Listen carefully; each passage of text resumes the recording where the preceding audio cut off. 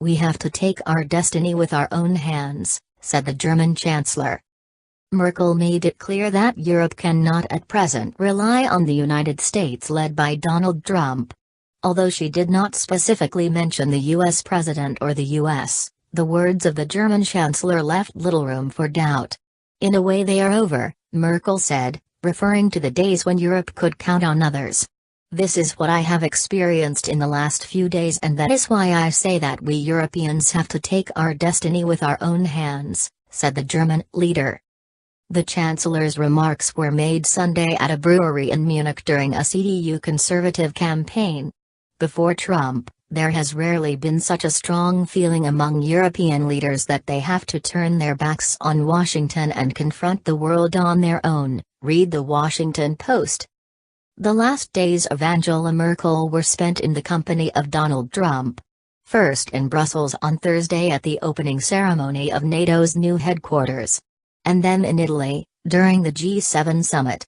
The US president, despite backing off with what he said, failing to classify the military organization as obsolete, was critical of the partners, demanding that everyone comply with the commitment to allocate 2% of GDP to military expenditures.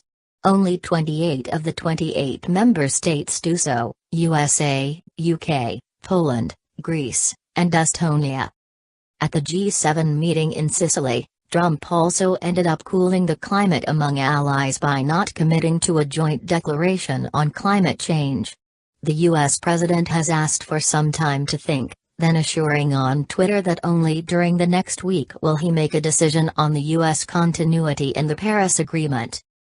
The whole discussion on the climate was very difficult, not to say unpleasant.